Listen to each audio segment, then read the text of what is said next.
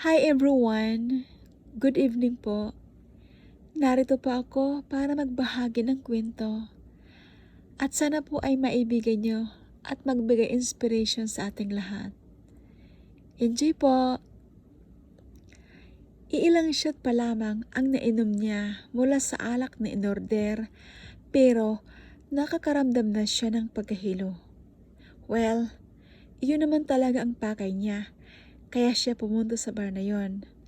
Ang magpakalasing at lunurin ang sarili sa alak para makalimot. Hindi na niya magawa ang umiyak. Napagod na yata ang mga mata niya sa kakaiyak. It has been weeks, pero hanggang sa mga sandaling iyon, sariwa pa rin ang mga masasakit na alaala na tila kahapon lamang nangyari. Ito sanang araw na pinangarap niya ng halos 2 taon. Her wedding day. Ngayong araw sana ang kasal niya with her fiancé. To be exact, kaninang umaga sana. Kung hindi niya lang ito nahuli having an affair with another woman weeks ago. Noong una, hindi siya naniniwala. Inisip niya na niloloko lang siya nung taong tumawag sa kanya at nagsabing nakita nito si Robert check-in into a hotel with a woman. The caller even told her that the name of the hotel and the exact room number. He even told her na hindi naman daw siya nito pinipilit na maniwala. Concern lang daw ito sa kanya. So, after a moment of hesitation, nagdesisyon siya. Mabilis pa sa 4:00 siyang sumibat at pinuntahan ang nasabing hotel. Her hands were shaking as she began to push the button of the doorbell in that hotel room. Kahit na ilang ulit na sinigurado ng caller na si Robert nga yun, still, she is hoping that it was not. She never doubted him even once dahil hindi naman ito nagbigay ng motibo sa kanya until that day. Kung nashock siya sa nakita, mas higit ito. His eyes widened the moment he saw her standing in front of the door. Hindi na siguro ito nag-abalang sumilip sa peephole. Sadyang parang may hinihintay talaga ito. Han, amoy na ba yan? Narinig niya ang boses ng isang babae na alam niyang papalapit na sa kinaroroonan nila. Her eyes filled with rage as she looked straight into him. Tears began to form. Ramdam niya ang pamumula ng mukha niya sa galit habang tinitingnan ang namumutla nitong mukha. Anjali, yun lang ang tanging nitong nasabi. Nang idiretso niya ang tingin, nakita niya ang isang babaeng nakatapis ng tuwalya at halatang bagong paligo lamang. Napatimbagang siya nang muling ibalik ang tingin sa mukha ni Robert. She was speechless, stunned, and in so much shock. Isa lang ang gusto niyang gawin ng mga sandaling yon, ang umalis at lumayo sa lugar na yon. Narinig niya pa ang pagtawag ni Robert sa pangalan niya nang tuluyan siyang tumakbo papunta sa elevator. Sa kotse niya, siya nagawang humugulgol. Anjali babes, mag-usap tayo please. Let me explain. Halos kandara pa ito habang kumakatok sa salamin ng kanyang kotse. Please babes, hear me out. Pinahid niya ang kanyang mga luha. Ayaw niya na sana nitong kausapin pero meron siyang gustong malaman. Binuksan niya ang bintana ng kotse pero nanatili ang tingin niya sa manibela. Kailan pa? Mahina pero puno ng pait na tanong niya, hoping for at least an honest answer. I met Georgia 5 months ago but we're just seeing each other lately. About 2 months? So, Georgia was her name. Mapait siyang ngumiti. But please babe, we're not. Hindi na nito naituloy ang sasabihin ng isarado niya ang bintana ng kotse at pinaandar. Sapat na ang kanyang narinig. 2 months? Ganda pa siya katagal nitong niloloko.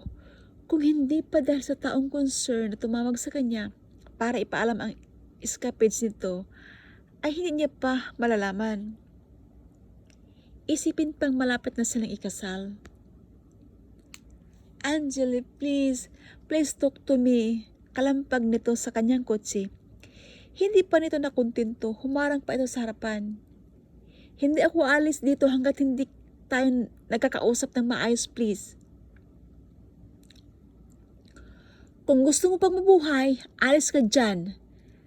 But if you don't want to, well, I'm just more than willing to kill you myself. Puno ng puot na sabi niya sa mabilis na pinahurot ang kanyang kotse. Mabilis naman itong umiwas at nang tingnan niya ang kanyang side mirror, nakita niyang nakasunod ang nanulumo nitong tingin sa kotse niya. To hell with you. Nang medyo malayo nang itinakbo ng kanyang sasakyan, sa kanya lamang ito ininto sa gilid ng kalsada at doon muli siyang humagulgol ng iyak. How could he do that? Minahal niya ito at pinangarap na makasama habang buhay. She already planned their future together. Akala niya, matutupad na ang lahat ng yun. Hindi pala. How could he betrayed and hurt her that much? Ngayon pa, kung kailan na ang lahat. Hindi niya alam kung ilang oras siyang nanatili doon. All she could remember is that she cried a couple of tears before she finally left that place. Ilang ulit pang itinangka ni Robert na kausapin siya, pabalik-balik ito sa apartment niya, at sinundan pa siya nang umuwi siya sa kanila sa San Pascual. Hindi na siya nakapagkaila sa magulang at kapatid. Umiiyak at puno ng sakit niyang ikinuwento ang ginawang panluloko ni Robert. Nang mga panahong yon, kailangan niya ng karamay at natagpuan niya iyon sa piling ng kanyang pamilya. Galit na galit ang mga ito, lalo na ang daddy niya. Kuyom ang kamao at nagngangalit ang bagang nito. Nang mga sandaling yon, she even heard him curse hundreds of times. Pero sa huli, siya pa rin ang pinagdesisyon ng magulang niya tungkol sa kanilang kasal. Kung patatawarin niya si Robert at itutuloy pa rin ang kasal, susuportahan pa rin daw siya ng mga ito o tuluyan niya nang putulin ang kaugnayan niya sa lalaki. Mas pinili niya ang huli. Mahal niya ito pero hindi pa rin yun makakapantay sa sakit na idinulot nito sa kanya. She was in so much pain that she wondered if she could ever forgive him, even in the nearest future. At kung darating man ang araw na mapatawad niya ito, hindi niya rin siguro masikmura ang makasal pa dito. Habang buhay niya nang maalala ang tagpong yon, nang datnan niya ito at ang babae nito sa hotel na yon. Hindi rin siya maging masaya. Thanks God, pumayag ka na kausapin ako. Tila nakakita ito ng liwanag ng mga sandaling yon. Nagdesisyon siyang kausapin na ito matapos ng ilang araw na pagmumukmok para tapusin na ang lahat sa pagitan nilang dalawa at para tumigil na ito sa pangungulit at pangugulo sa bahay niya. Tinangka pa siya nitong yakapin pero umiwas siya at sa malamig na tinig, sinabi niya ang kanyang pakay. Let's end this now, Rob. From now on, you stay away from me. Please babes, I know I hurt you. I'm sorry. I'm really, really sorry. Pinagsisihan ko na ang lahat, so please forgive me. Nakikiusap pati ang mga mata nito nang masdan niya. Doon niya lang din napansin ang haggard nitong anyo. Nanlalalim ang mga mata, humpak ang magkabilang pisngi at halatang Ilang araw nang hindi nakakapag-ahit. But it was not enough to heal her broken heart. Hindi madali yung hinihingi mo, Rob. You hurt me so much that I don't think I can easily forgive you. Paano ang kasal natin? Desperado nitong tanong. Kung wala lang siya sa sitwasyong iyon, ay matawa siya. Do you still expect me to marry you after what happened? After what you did to me? Angeli. Ang munting pag-asa na mayroon sa mga mata nito kani-kanina lang ay tuluyan nang naglaho. Georgia and I were not in love with each other. At kaya ako nakipagkita sa kanya sa hotel na yun para putulin at tapusin na kung anuman ang namagitan sa amin. Believe me, babes, please. I don't love that woman. Ikaw ang mahal ko. Mapait siyang ngumiti. Sa ganoong estado nang datnan ko kayo sa hotel, nakatapos lang ng tuwalya ang babae mo, and you with that boxers, do you expect me to believe that you're just there just to talk and end your relationship? Tinapos ko na ang tungkol sa amin ni Georgia. Isn't it a bit late for that, for doing that? I'm begging you, just this once, babe. Please give me this one chance. I promise you I won't do it again. So please don't cancel our wedding. You're asking for too much, Rob. Minahal kita unconditionally. Alam mo yun. I even trusted you with all my heart. Pero anong ginawa mo? Sinira mo lang lahat. Siguro na lang yun. Kadali, para sa'yo natapos ang 2 taong pinagsamahan natin. Napatingin siya rito. Her face began to turn dark. At kasalan niya pa sa ganon? Hindi ako ang nagtapos kundi ikaw, pag-alsa ng boses niya. That's why I'm begging and asking you for another chance. Paus na nitong sambit. Napapiksi siya nang hawakan nito ang kamay niya. All of a sudden, pakiramdam niya, ibang tao ang kaharap niya. Wala na yung kilig at excitement na nararamdaman niya sa tuwing hinahalikan siya nito o sa tuwing hinahawakan nito ang kanyang kamay. I'm sorry, Rob, but it's all over. Mahina at penal niyang sabi. Nanlomo si Robert sa rinig. Garalgal ang boses nito nang muling magsalita. You know how much I love you. At inaamin ko naman na nagkamali ako. Inaamin mo na kasi sa isip mo na perfecto ang relasyon natin. Ginusto mo makita sa akin ang pangarap mong perfectong lalaki. Hindi mo naisip na tao lang ako, may kahinaan rin at pwedeng magkamali. Somehow totoo ang sinabi nito. Maybe she expect too much from him. Dahil yun ang pinakita at ipinaramdam mo sa akin, akala ko totoo lahat ng yun. Nagsimula na rin gumaralgal ang boses niya. And she hid it. Dahil alam niyang nagsisimula na naman siyang umiyak. Totoo ang lahat ng yon. Mahal na mahal kita, Angeli. Sabi nito, saka siya tiningnan. Alam ng Diyos na mahal kita. Kaya nagawa mong lukuhin at saktan ako. Bakit, Rob? Bakit? Nabigit ito. Hindi ko sinadya ang saktan ka.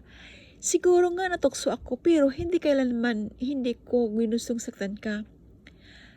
Nagawa mo na, Rob. Sinaktan mo na ako ng gusto. Wala na siyang nagawa ng mag-unahan na sa pagbatak ang tinitipin niyang mga luha. Ni minsan ba hindi mo naisip na maybe it's because of you why I ended up like this? Why I ended up with Georgia? Nang ako sana ang boses nito.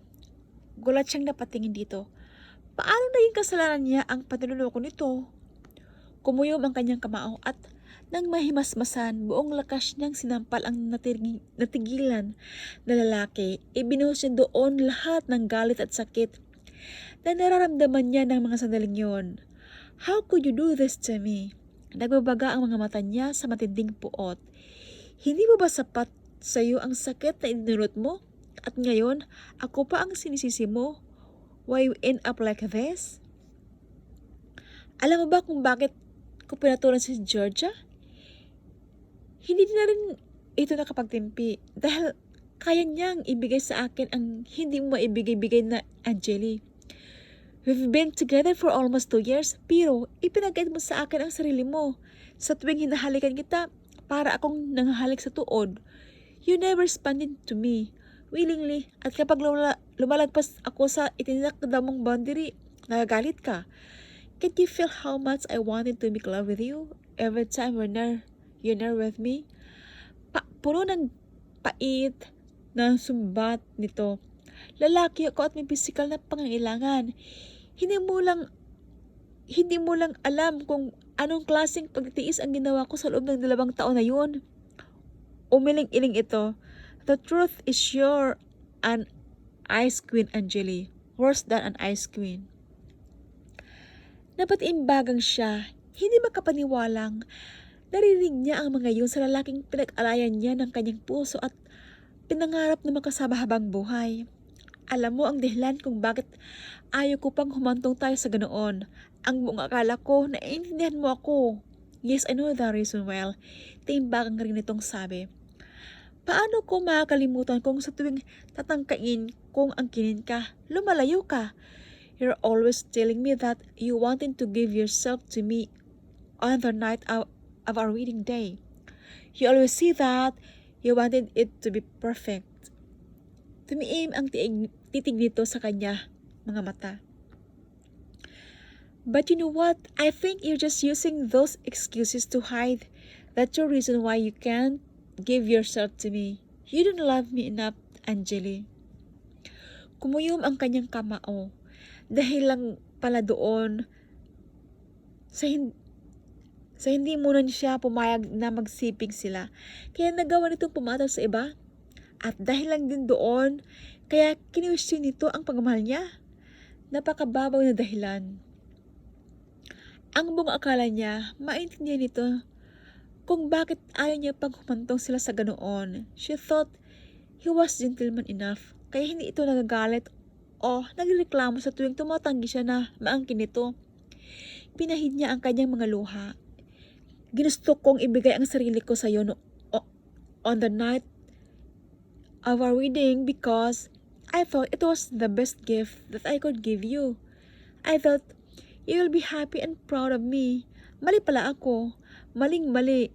I never thought that you're that selfish, Rob. Tumiim ang titig niya rito, disgusted and disappointed. Dahil lang yun, kaya mo pinatulan ang babaeng yon? Napakababo mo pala. 1 linggo na lang, Rob. Sana hintay mo na lang. Tumalikod siya at nagsimulang humakbang. Angeli, I'm sorry. I didn't mean to. Hinawakan nito ang braso niya, tila sising-sisis ito sa mga nasabi. Tinabag niya yon. Please, from now on, stay away from me. Malamig pa sa yelong, sabi niya bago tuluyang nilisan ang lugar na yon.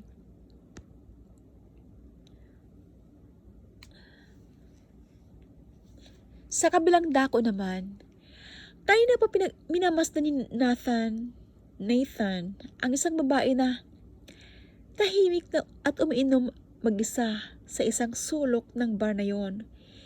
He can't take his eyes off her. Sunod-sunod ang pagsala nito ng alak sa baso, saka iniinom. Umiling-iling siya, mukha yatang problemado ang babaeng yun. At dahil medyo malayo ang kinaroroonan niya, he's not sure if she's crying. Hi bro, how was your business trip? Lumingon siya at nakita niya ang kaibigan niyang si Homer. Umupo ito sa high chair na nasa gilid niya. Na-approve na ang board ang project. We're just waiting for the presentation of design para mabudget na ang cost of expenses. Nakangiti niyang sabi. As expected from you, bro. Another million in the bank account, huh? Medyo malayo pa yun, bro. Sa ngayon, focus muna ako sa branch dito sa Manila. At dapat mag-focus ka na din sa love life mo. You're not getting any younger. Kumusta na pala kayo ni Melissa? Wala na kami. Bale-bale niya niyang sabi. Hindi niya maalis-alis ang tingin sa babaeng yon na tila lulunurin yata ang sarili sa alak. Ilang buwan na nga lang ba kayo? Almost 4 months yata. Kumot noon niyang sabi. Tika, umawat sila ng gano'ng katagal? Masyado na siyang naging cling, clingy at selosa. You know me, I hate that kind of woman. Ayaw na ayaw ko sa mga babaeng halos oras-oras nagtatanong kung anong ginagawa ko, kung nasaan ako, kung sinong kasama ko. Naiirita ako sa ganoon. It makes me feel less human. Tumawa ito. Well, hindi rin naman masama knowing you. Pinakamatagal na ang 3 buwan. Melissa must be thankful. Natawa na rin siya. Hindi naman siya nager at selosa nung una. Pero, habang tumatagal, nagbabawang ugali niya. Pakiramdam yata niya dahil medyo tumagal kami ay pag-ari niya na ako kung makaasta. Sabi niya bago iniangat ang baso ng alak sa bibig. Do you know her? Tanong niya nasa babaeng yun pa rin ang tingin niya. Sinundan ni Homer ang tinitingnan niya sa napakunot noo. No, she's not familiar. Hindi siya regular customer ng The Jazz. Ang tinutukoy nito ay ang bar kung saan sila naroon. Homer owned the place and he named it after his 4-year-old son, ang kanyang inaanak. She's beautiful. Makalugan ang ngiti nito nang ibaling sa kanya. I can see sparks in your eyes, bro. Kantiyaw pa nito. Bakit hindi mo lapitan? Pag nagkataon, she can make your night worth it. And by tomorrow, I'm sure she will be at your mercy. Natatawa pa rin itong sabi. Makahulugan rin ang tinging ipinukol niya rito. Mayat mayay, sumili ang pilyong ngiti sa kanyang mga labi. You bet, bro, sabi niya sa kanya. Sabi nito sa kanya. Good luck, bro. Kinat pa nito. Nangalahati na ang laman ng bote ng alak na iniinom ni Angeli mula nagsalin siya sa kanyang baso. Habang iniaangat niya iyon sa kanyang bibig, di sinasadyang napadako ang tingin niya sa isang lalaking papalapit sa kinaroroonan niya.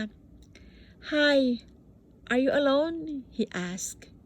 Finally, he is standing in front of her. Can I join you?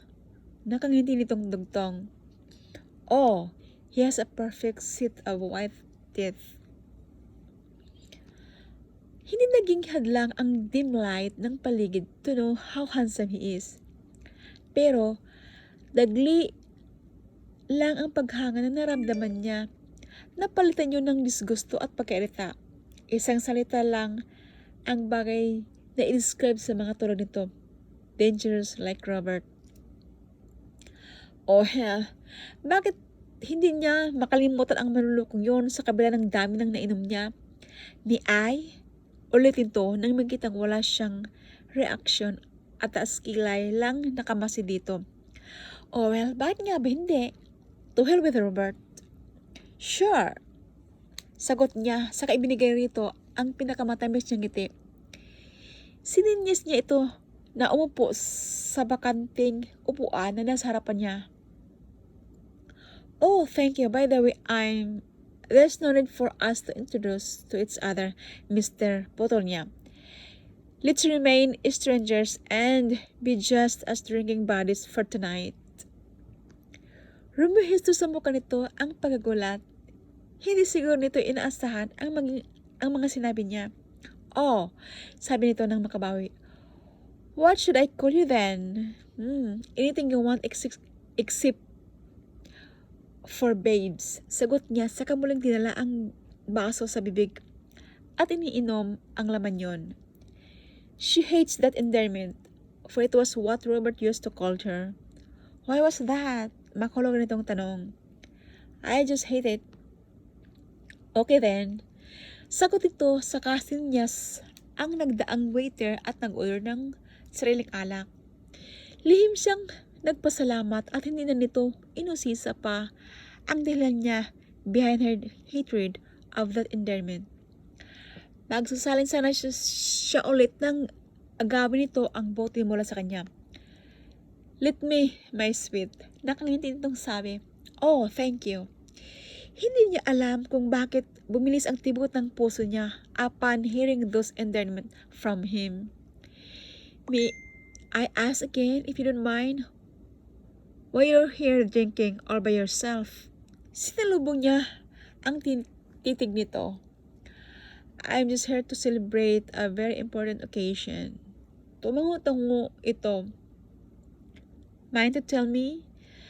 Nanonood ang tingin nito and she find it uncomfortable. Para siyang namamagnito. I prepared to keep it to myself, Mr. Hans. Oh, I'm sorry. I'm just a little curious of why a beautiful lady like you drinking here all alone. As I've told you, I'm just here for a very important occasion. Kung importante ngayon, then let's celebrate together. No need to be alone. Sumilay muli ang ngiti nito sa labi. Mayat mayay, kumunot ang noon nito. But what did you just call me? Mr. Hans. What? He furrowed his brows more. Mr. Hans shortened for Mr. Handsome. Why? Don't you like it? She make it sound flirty. Napakalakas ang naging tawa nito. You know what? You are mysteriously amazing, my sweet. You keep getting me excited. Do I? Sabi niya na mas lalo pang pinapungay ang mata. Yes, at kung pwede lang, ayoko nang matapos ang gabing ito. He said it with a husky voice. Iwan niya lang kung dahil ba sa lasing na siya o talaga bang inaakit siya nito na parang sa paraan ng pagsasalita nito. Really? Taas kilay niyang sabi. If he is flirting with her, then why not go with the flow? After all, wala naman siyang plano makipagkita rito kinabukasan. But sad to say, Mr. Hans, this moment will only last for tonight. She gave him the sweetest voice she could ever make. I know, he said it with a lonely voice. Nang dumating ang order nitong alak, tahimik nitong isnalin iyon sa baso saka ininom. Lame siya nitong minasdan. Lasing na ba siya? Why on earth he is so handsome? Perfecto ang hugis ng mukha. Matangos ang ilong, clean cut ang buhok at kahit medyo madilim, kita niya ang mahaba nitong pilikmata and with the shade of some light, she saw his deep pair of sea green eyes. Nakita niya rin kanina habang papalapit ito sa kanya, ang nakakalula nitong tangkad. He's like a Greek god came down from Olympus. Do you have a car, Mr. Hans? Maya-maya tanong niya. Nag-angat ito ng tingin sa kanya. With furrowed brows. Maybe wondering why she asked that question all of a sudden. Just like you, I don't want to end this night just by drinking and talking. Nagtaas ang kilay nito at ilang sandali lang makahulugan ang tinging ibinukol nito sa kanya. I think it should be better if we go to a place where we can have some privacy. Idiin niya ang huling salita and she stared at him seductively. You know, we can make beautiful memories out of this night. What do you think, Mr. Hans? Tuloy-tuloy niyang sabi. Habang malakas pa ang loob niya at habang nasa espiritu pa siya ng alak at habang ramdam niya pa ang sakit na inunulot ni Robert, ngayong gabi, pagbibigyan niya ang kabalibang niya. Patutunayan niya sa mga nilokong yun that she's not an ice queen, Patutunayan niya, pwede rin siyang kabaliwan ng kahit na sinong lalaki. Pero napuno siya sa disappointment at pagkapaya ng manatiling tahimik ang kaharap. Nakatitig lang ito sa kanya, particular sa kanyang mga mata. Biglang naging seryoso ang anyo nito. School siyang tumayo, she can't stand that kind of insult. Masyado na niyang pinababa ang kanyang sarili to the point na siya pa talaga ang nag-anyaya rito. Maybe Robert was right at gaya nito, isa rin ice queen ang tingin nito sa kanya. O kaya naman, iniisip nito na isa siyang kaladkaring babae na naghanap ng good time, a sex partner at ayaw nito ng mga ganon. Aalis na sana siya nang hawakan nito ang braso niya. Where do you think you're going? Mahina nitong sabi. Sarcastic siyang ngumiti. It seems that you're not interested in my offer, Mr. Hans, so I will go and look for someone who can take my offer willingly. She said that to save face. She don't want him to see how embarrassed she was. Do you know what you are asking, my sweet? He asked that in a husky voice. Why? Do you think I was only kidding when I say that? She said coldly. And then she realized something. Bakit ba nakakalimutan niya ang bagay na yun? I'm sorry, Mr. Hans, sabi niya.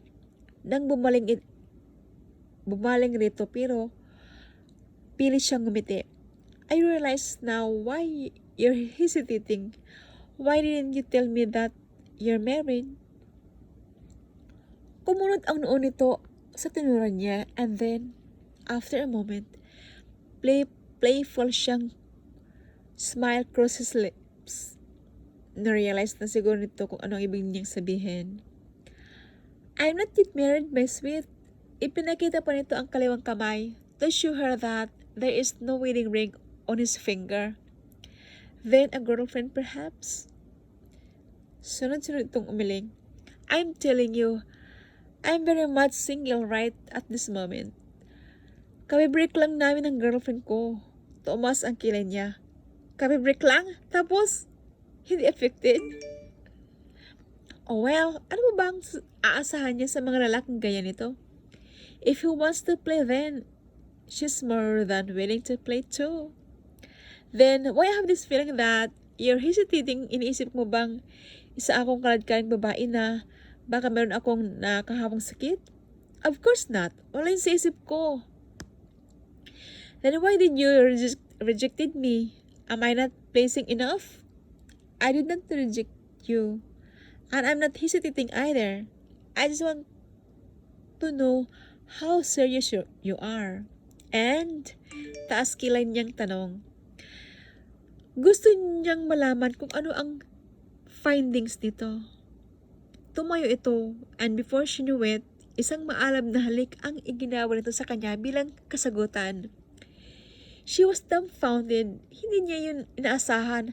Malapit pa siyang ma-off balance kung di lang ito naging maagap sa pagkahawak sa baywang niya. Pero, saglit lang ang pagkatulala niya. When she closed her eyes, she realized that it was the sweetest kiss she had ever experienced. It was not that she was never been kissed before. Robert used to kiss her back then, but she never felt her knees wriggle like that.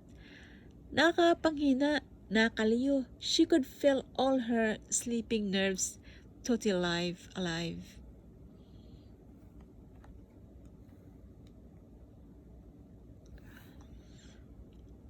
Ang paraan ng paghalik nito ay nakakawindang sa kanyang utak. Nagawa nitong buhayin ultimo kalit-litang bahagi ng kanyang ugat. Kung dahil balasing siya o kaya ganoon, hindi niya na alam. Pero gusto niya ang pakiramdam na yun. Gustong gusto niya. When she opened her eyes, wala na sa harapan niya ang binata. He was deep away from her at amused na nakatingin sa kanya. Mabuti na lang, dim ang light. Hindi nito nakita ang napulang-pula ang mukha niya ng mga sandaling yon. Damn, bakit ba tila nawala siya sa sarili sa isang simpleng halik lamang nito? She bit her lower lip, saka nakayakong nilagpasan ito. She then walked straight the door and never looked back. Narinig niya ang mga yabag nito na nakasunod sa kanya, and when he finally reached for her, he told her and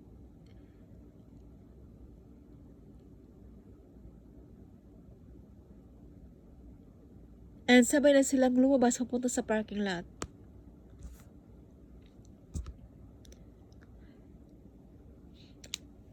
Alam niyang hindi lamang isang simpleng tao ang lalaki bahil sa anyo nito, but she never thought that he is extremely that rich. Dinala siya nito sa penthouse nito who occupy the whole 34th floor of Iliana Towers.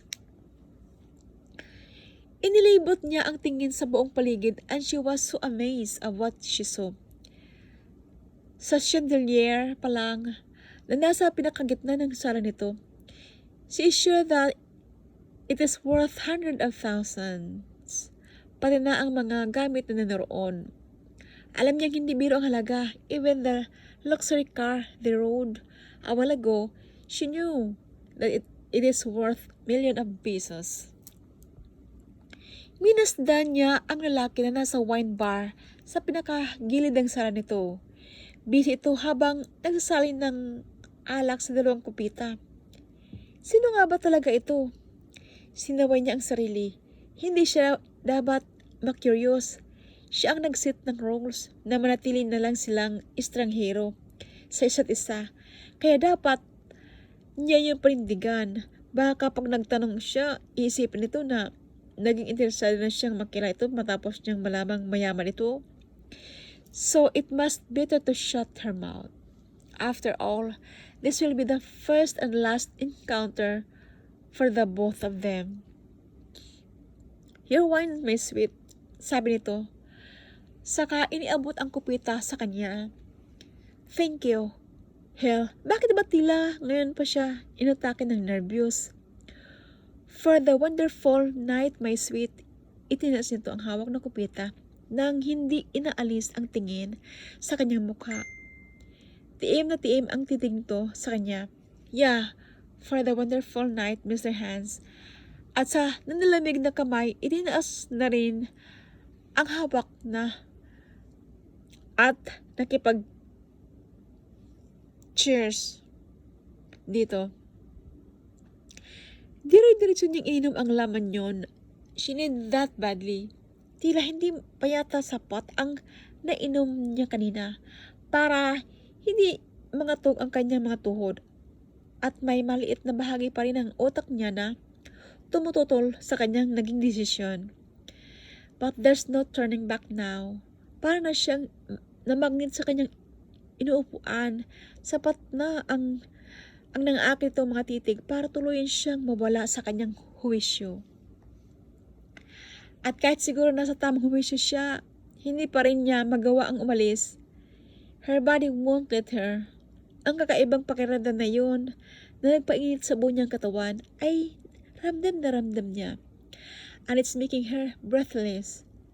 Tumayo ang lalaki sa kinuha ang remote. Then suddenly, the light turned off. Napang nga siya. Oh my, yun na ba? Agad-agad at doon mismo sa sala? Pinamurahan siya ng mukha nang maisip yon. But then, a dim light appeared. May I have this dance, my sweet? Nakangiti nitong sabi, saka inilahad ang kamay sa kanya. Oh, she cursed herself softly as embarrassment ran through her. Napasobra yata ang imahinasyon niya. Well, ganun pa rin yun. Doon din naman sila patungo. They will just dance before proceeding to the intimate level. Maybe for a change. It's my pleasure, Mr. Hans, she said, smiling sweetly as she took his hand. Napasingap siya nang hawakan nito ang baywang niya at hinila siya palapit sa katawan nito. Para bigyan ng kaunting distansya ang kanilang mga katawan. At nang magtama ang kanilang mga mata, she saw millions of fireworks sparks around them. Hinawakan ng mga kamay nito ang kamay niya at dinala sa batok nito. The moment he put his hand again on her waist, as sweet music was played. I found the love, I found the love for me. Darling, just dive right in and follow my lead. I found a girl, beautiful and sweet. I never knew you were that someone waiting for me. She breathed heavily as she felt the raging heat from his body. She can feel his growing maleness in her belly. He was hard as rock. You're making me crazy, my sweet. He whispered slowly at lalo pang inilapit ang katawan niya sa katawan nito. Napaknat labis siya. His eyes was full of desire. Baby, I'm dancing in the dark with you between my arms, barefoot on the grass, listening to our favorite song. When you said you looked like this, I whispered underneath my breath, but you heard it, darling. You look perfect tonight. He slowly caressed her cheeks with his right hand, while the other hand still holding her waist. He is looking at her with so much wanton in his eyes. Di sinasadyang binasa niya ang labi sa magitan ng kanyang dila. You're teasing me, my sweet, he said breathlessly. And eventually, you have won, huh? She blurted innocently. This. He kissed her forehead, then the both sides of her cheeks, her nostril too, and mostly this. He claimed her lips hungry. She could feel her knees trembling, a sensation ran through her body. Mahigpit siyang napakapit sa braso nito. Mali-mali naman tong type. He angled his head to kiss her more deeply. She can feel his tongue deep in her mouth, swirling every corner inside, waiting for response. Ano ba yan? At hindi niya ito binigo, she kissed him back with equal desire. Yung pakiramdam na nasa ulap siya ay dabang-daman niya. She never thought that it could be that wonderful. Bumitiw lang siya sa isa't isa ng kapwa sila mga ilangan ng hangin. They are both panting. She can feel his breath beneath her ears. Nang tingnan niya ito, namumungay na ang mga mata nitong nakatitig sa kanya. Desire, wantonness, and lust were visible in his deep eyes. Iniwas niya ang tingin rito. Hindi niya gusto makita nito ang pamumula ng kanyang muka. Pero saglit lang yon. Muli nitong iniangat ang muka niya at bago pa siya nakahuma, buong pusok nitong inangkin muli ang kanyang mga labi. Hindi pa ito nakontento. Bumaba ang mga labi nito sa kanyang liig, pababa sa kanyang dibdib. Hindi naging hadlang ang damit niya upang hindi maramdaman ang mainit nitong labi sa tuktok ng kanyang dibdib habang ang mga kamay nito ay malayang naglalakbay sa buo niyang katawan.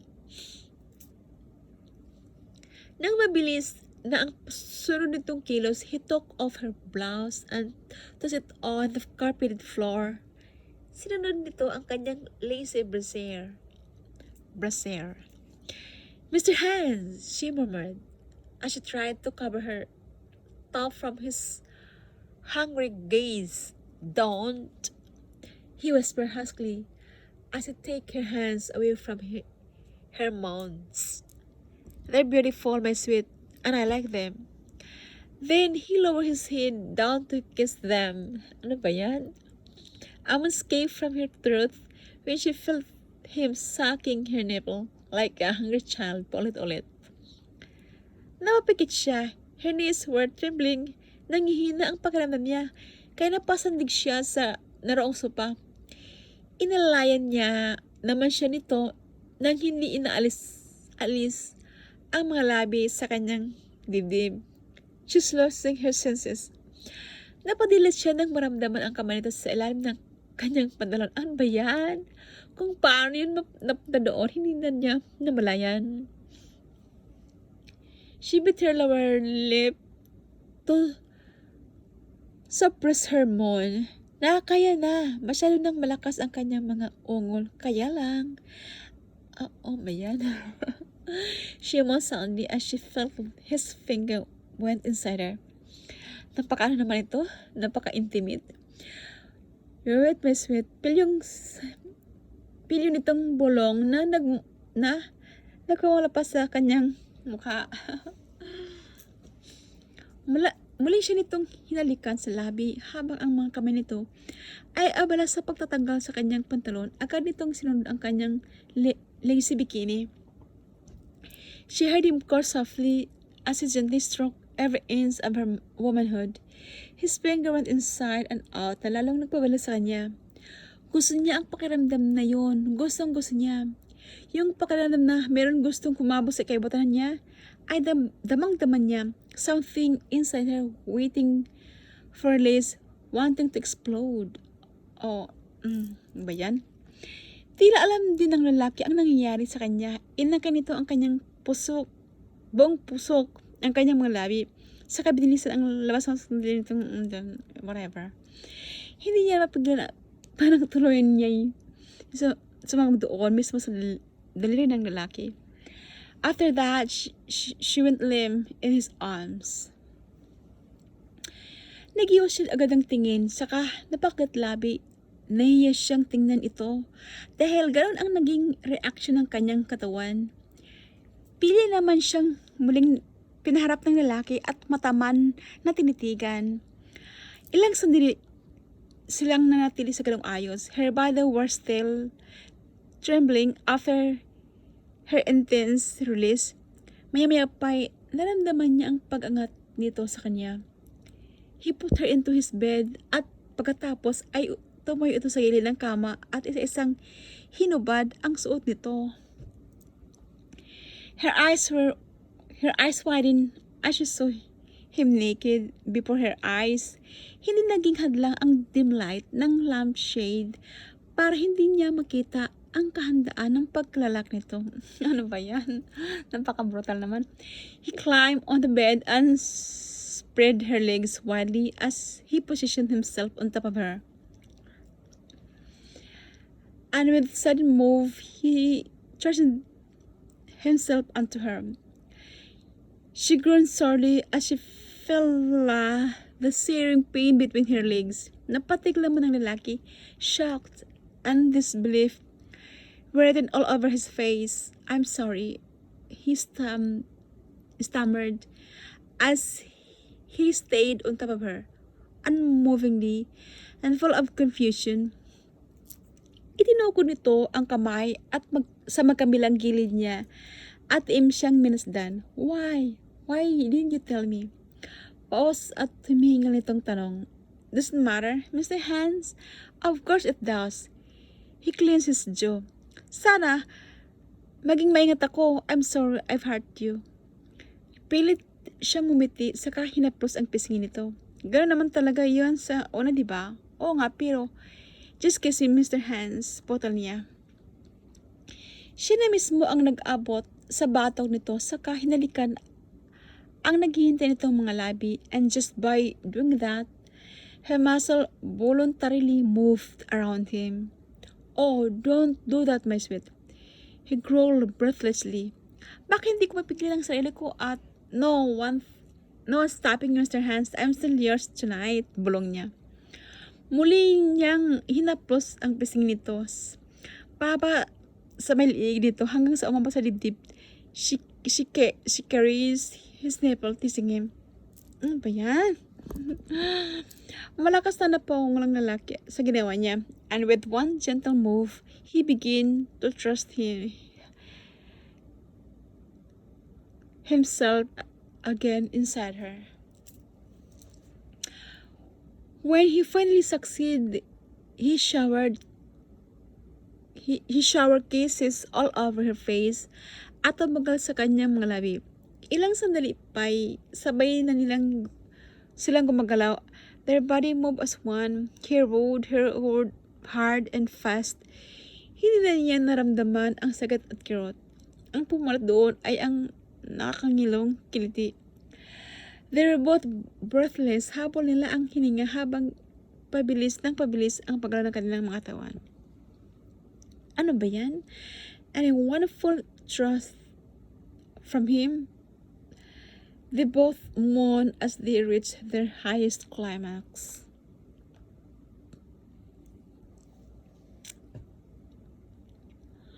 Nagsalubong na naman ang kilay ni Angeli nang makita ang isang pumpo ng rosas sa kanyang misa. Pinulot niya yon at agad itinapon sa basurahang nasa gilid ng lamesa niya.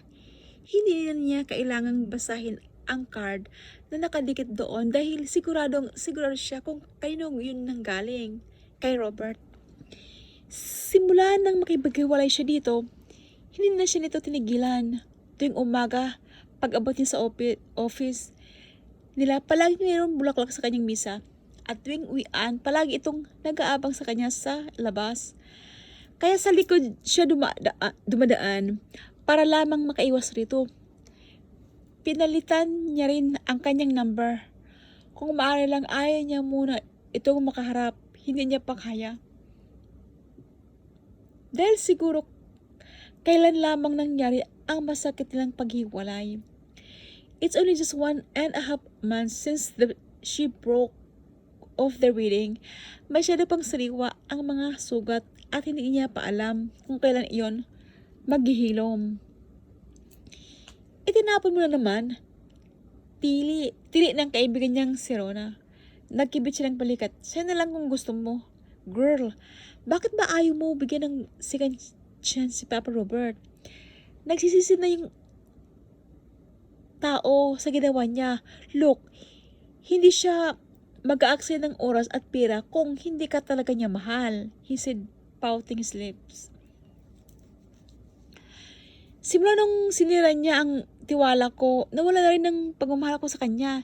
Kaya paano ko siya bibigyan ng chance kung hindi ko na siya mahal?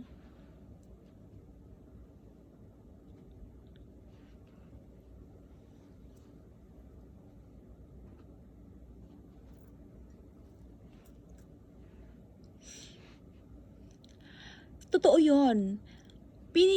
Pinilit niyang alamin sa sarili kung ano talaga ang damdamin niya para kay Robert. Pero kahit anong pilit niya, wala na talaga.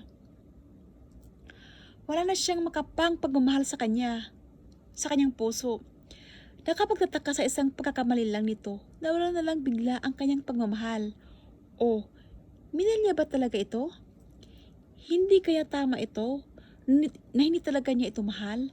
Ninais niya lang makita rito ang lalaking kabubuan ng kanyang pangarap at binuo ng kanyang imahinasyon.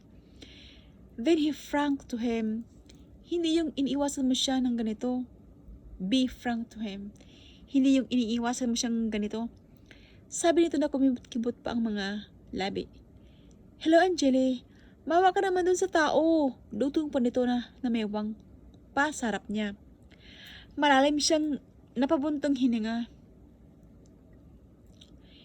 Hindi ko pa alam kung kaya ko na siyang harapin at patawarin sa ngayon, Ron.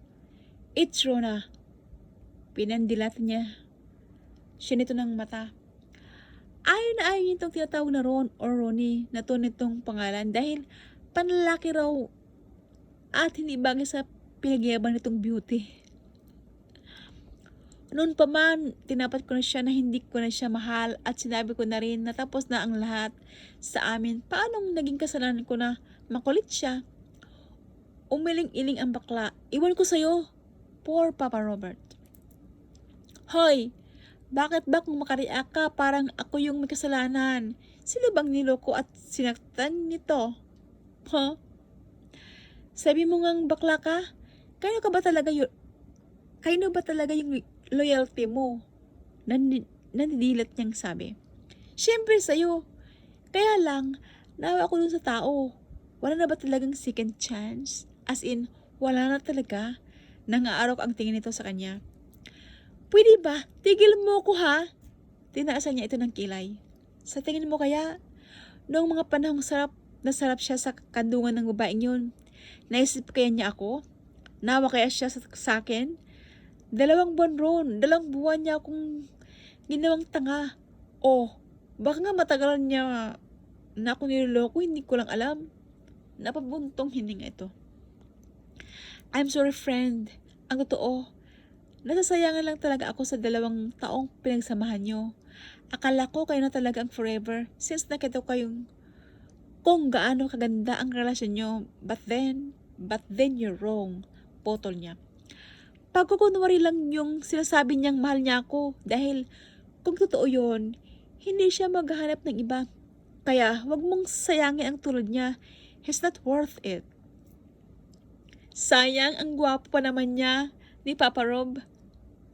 He pouted his lips again. Umiling-iling siya. Umiral naman ang pagkabakla nito. Ang mga katulad niya, hindi dapat pinagkatiwalaan. Tested and proven ko na. Hindi lang isa ang inalaya ng pagmamahal ng mga laking tulad nun.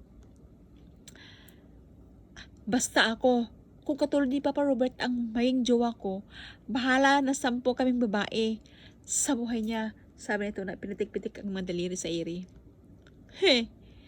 Kung magsalita ka parang totoong babae ka. Ouch! Ang sakit mo na magsalita, babae po ako. Nagutaon lang nagkamali si Papa God nang ikabit niya ito sa akin. Kunwari natatampo nitong sabi na itinuro pa ang bagay na yon sa pagitan ng mga hita nito. Mahina siyang tumawa. Alam niya nagbibiro lang ito para pagaanin ang pakiramdam niya. Bukod kasi sa pamilya niya ito ang tanging karamay niya noong mga araw na iniiyakan niya ang panloloko ni Robert. Alam nito ang lahat tungkol sa kanya. Well, maliban nga lang sa isang yon, hindi niya sinabi dito ang kabaliwang ginawa niya noong gabing ng sanay kasal niya. Tiyak, kakalbin siya nito pag nagkataon. Kaya mas mabuti pa yung sarili na lang niya ang ginawang kalukuhan ng gabing yon. Maybe some secret is better to remain untold. Regrets? Hindi niya naramdaman yon. And until that moment, hindi niya yon pinagsisihan. Giving herself completely to him is one of the best experiences she ever had. In his arms, she became a complete woman. Napatunay niyang hindi siya ice queen kaya nang ipinamukha ni Robert sa kanya.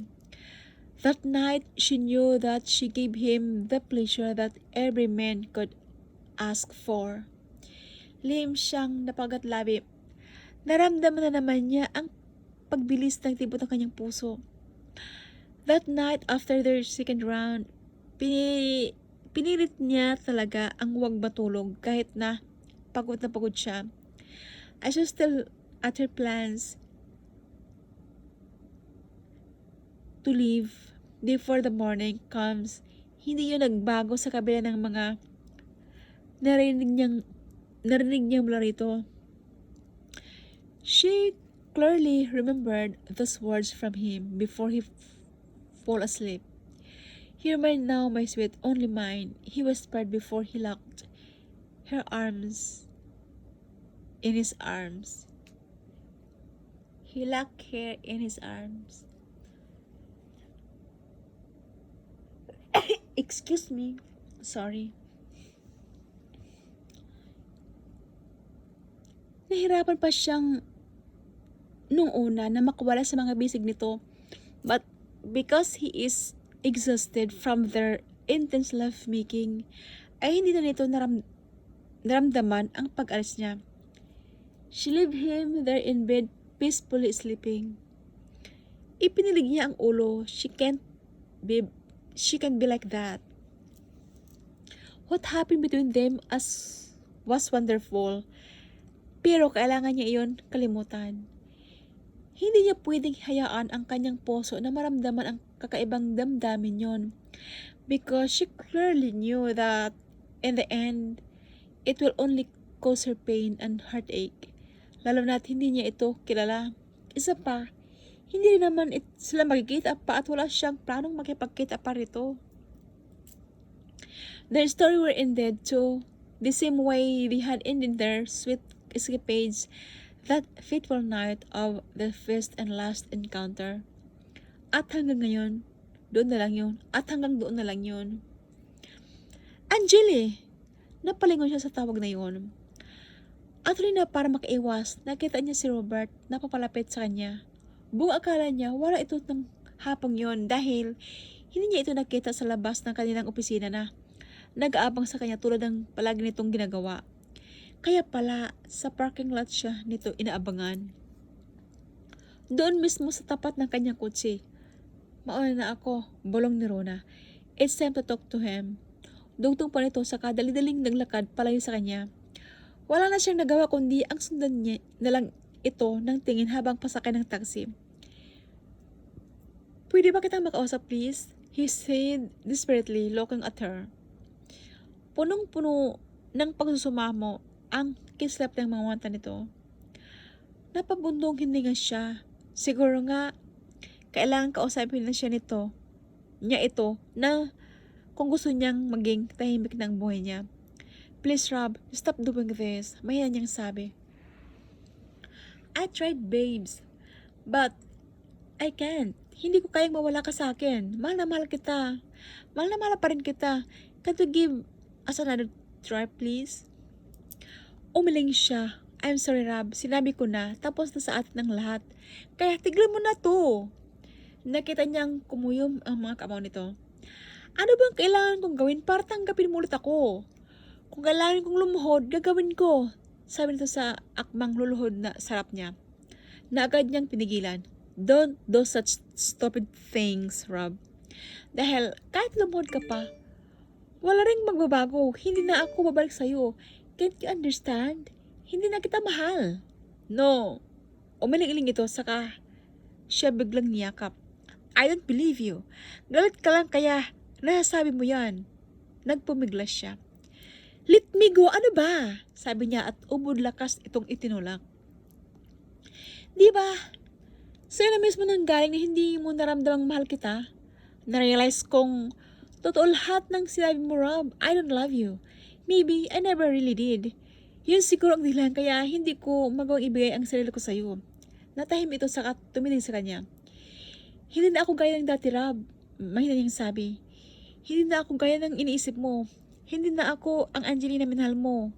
Dahil ang bagay na ipinagkait ko sa'yo ay naiwala ko na. Kumunot ang noon nito. Anong ibig mong sabihin? Mapaklas siyang gumiti. Alam mo ba nung gabi ng sanay kasal natin, I had a one-night stand with a stranger. I met at the bar.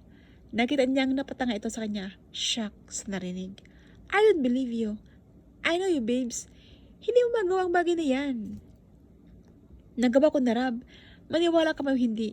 Wala na akong pakialam. She sighed heavily. Kaya dali kong naibigay sa laking yun ang sarili ko. Nasabi mo, pinagkait ko sa'yo. Malay pa ang kotse niya. Kita niya pa rin ito mula sa side mirror. Natin nakatayo, nakatungo ang ulo na tila hindi pa rin makapaniwala sa lahat ng sinabi niya. Siguro naman, ngayong nalaman na nito ang totoo, ay titigilan siya nito. Hindi na siguro siya nito kukulitin na may pagbalikan dito. Wala na rin siyang pakialam pa sa iniisip nito tungkol sa kanya matapos ang mga pinagtapat niya. Ang gusto niya lang ng mga sandaling yun ay tigilan siya nito at mag-move on na lang silang parihas. Kinabukasan, nagtaka silang lahat nang biglang nagpatawag ng meeting ang kanilang manager at may-ari ng Andrada architectural firm na si Architect Raymond Andrada. Bihira lang kasi ito kung magpatawag ng meeting. Ginagawa lang nito ang bagay na yun kung may problema sa kanilang firm o kaya naman meron silang nagawang kasalanan. Bakit kaya? Bulong ni Rona sa kanya mula sa kabilang cubicle. Iwan ko, ganting bulong niya. Nag-ayos muna siya ng kanyang sarilis. Nagpulbos at naglagay ng kaunting lipstick bago tumayo, sabay-sabay silang pumasok sa conference room.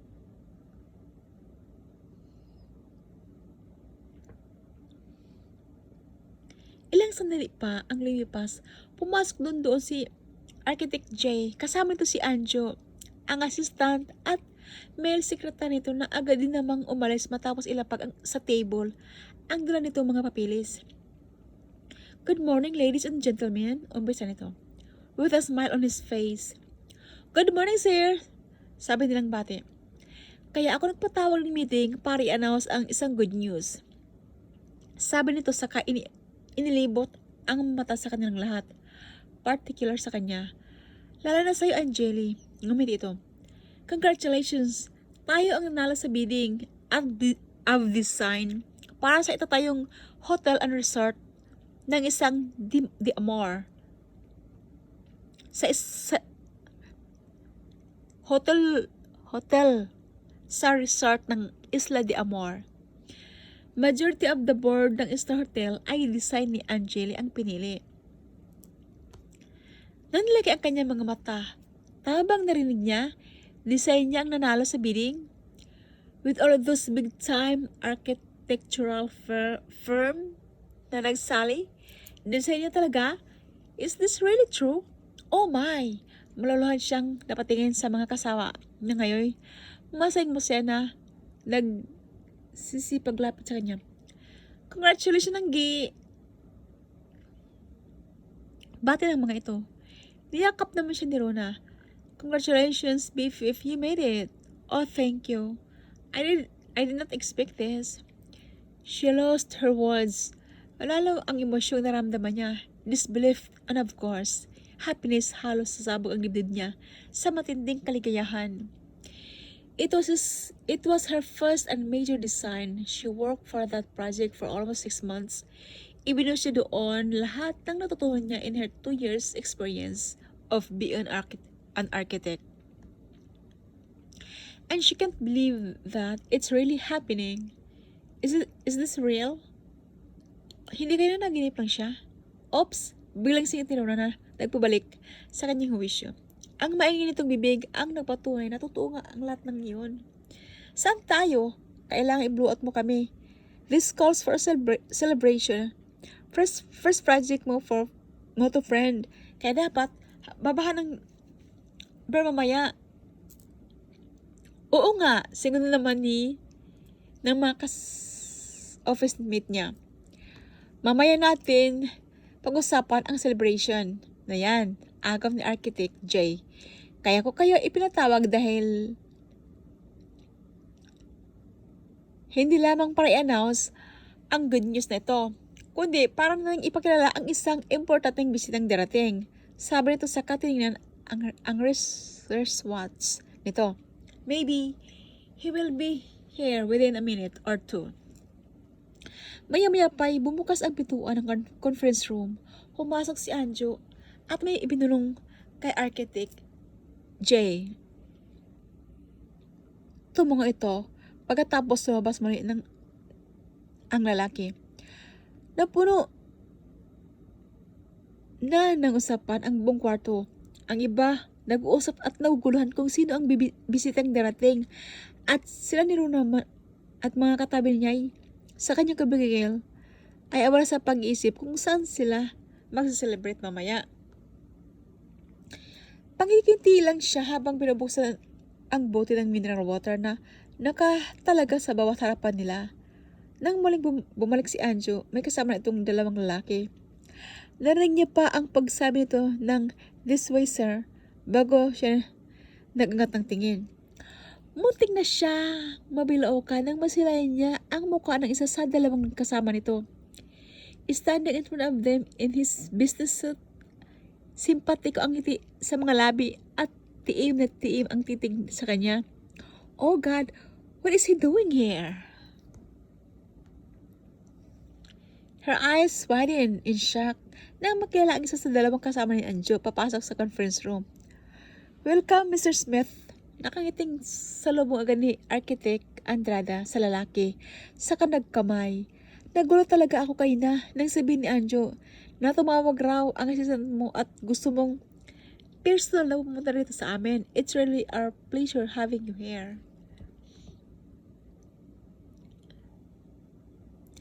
It's my pleasure to Architect Andrada. Siyempre, gusto ko rin personal na makilala ang mga taong nag-design ng Star Hotel, lalo na ang main designer. Sinadya nitong diinan ang huling sinabi, at kahit hindi siya nakatingin, malinaw niyang narinig ang pakalulang timbre ng boses nito.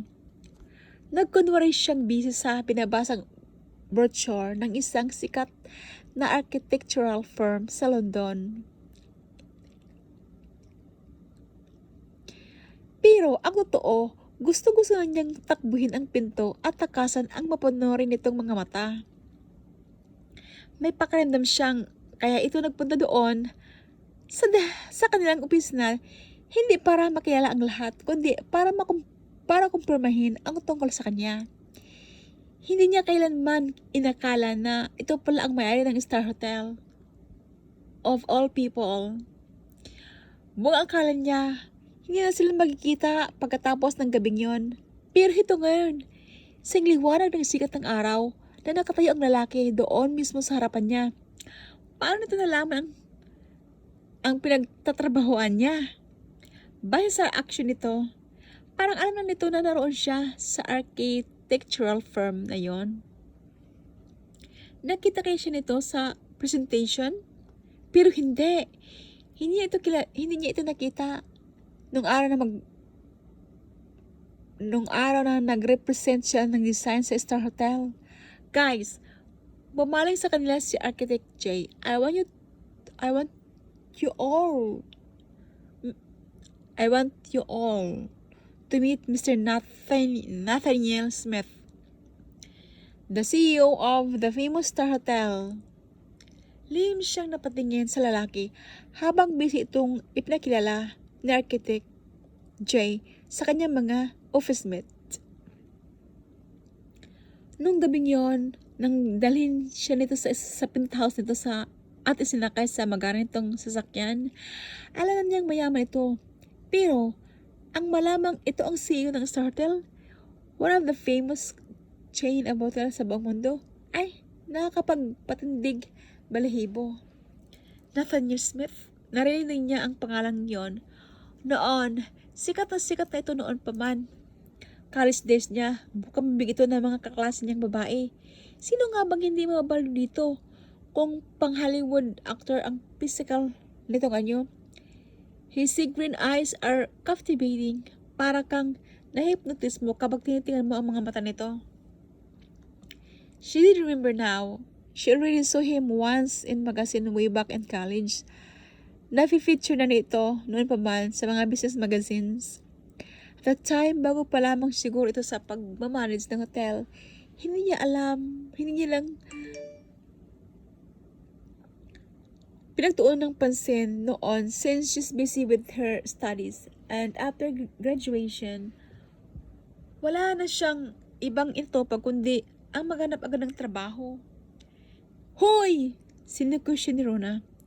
Alam kong super gwapo si Mr. Smith, pero wag mo namang masyadong ipahalata, friend. Baka mamaya tutulon na ang laway mo. Ikaw rin, mapahaya ka.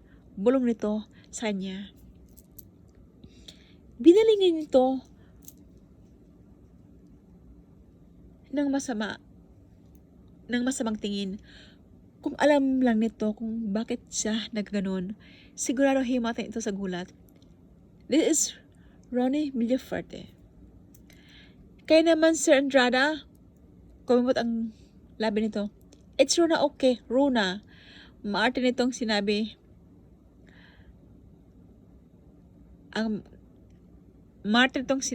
Ito na mismo ang nag-abot sa kamay ng lalaki. Nice meeting you, Mr. Smith. It's my pleasure. Nakangiti nitong sabi. Kaya lang, masyadong formal ang Sir Smith. Sir Nathan na lang. Oh, he pulled his lips. I already like you, Sir Nathan. Kumindat pa ito. Malutong na halakak. Lamang ang naging sagot ng lalaki. Halakhak na lalo nagpapakaba sa kanya. Nang tumapat sa kanya ang dalawang lalaki, halos hindi na siya makahinga. She can feel something got stuck in her throat. Pinilit niya pa ring tumayo sa kabila ng panginginig ng kanyang mga tuhod. God, ano nang gagawin niya? Be natural, Angeli. Bulong na isang bahagi ng isip niya. Just pretend that you don't know him. And lastly, this is Angeli Ledesma. Baling sa kanya ni Architect Jay, the woman behind the design of the newest version of your hotel. Oh, hi! Sabi nito. Natiim ang mga matang nakatitig sa kanya, saka inilahad ang kamay. At long last, I've finally met you. Makalhugan itong sabi. It's my pleasure, Mrs. Smith. Pinilit niyang maging casual ang boses, saka iniabot ang kamay rito. And when she looked at him, she almost choked as she saw those amusement in his green eyes.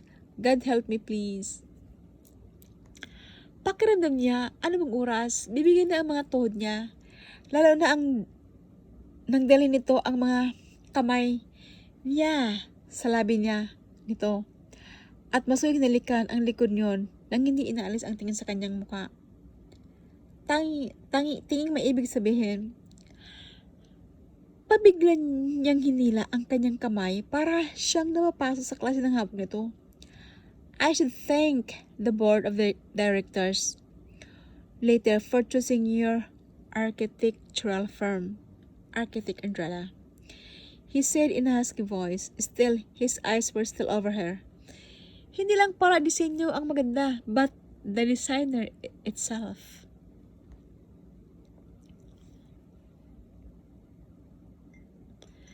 Tumaas ang kilay niya at sarkastik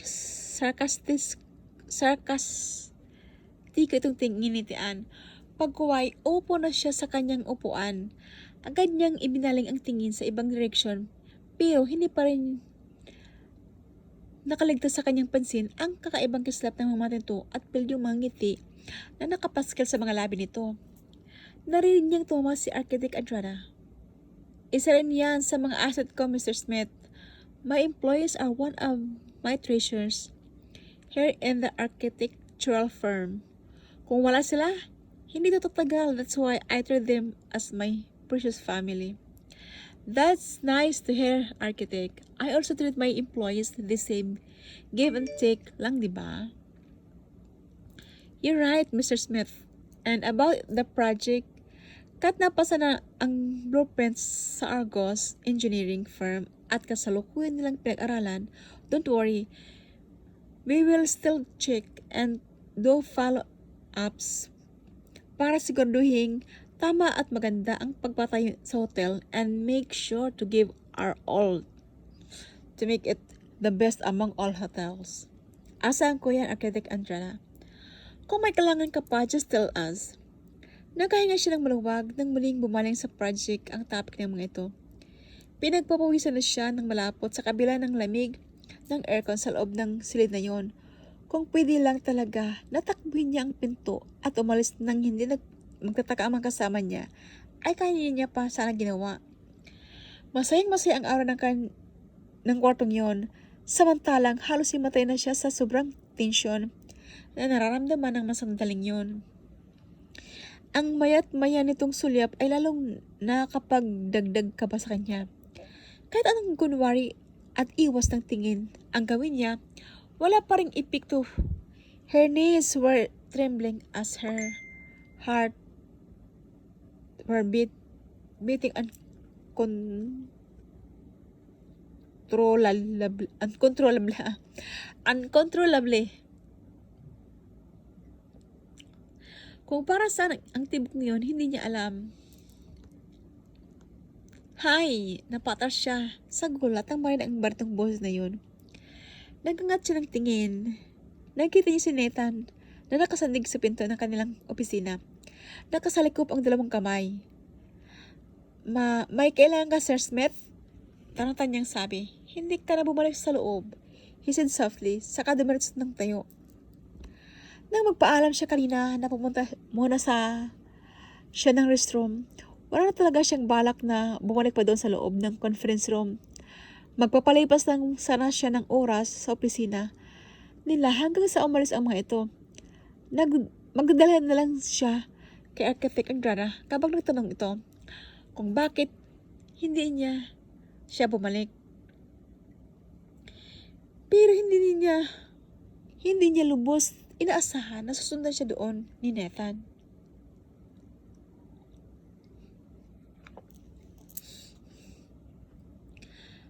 May kailangan pa kasi akong tapusin sa draft. Kaya ako umalis. Pilit niya talaga na maging casual ang boses.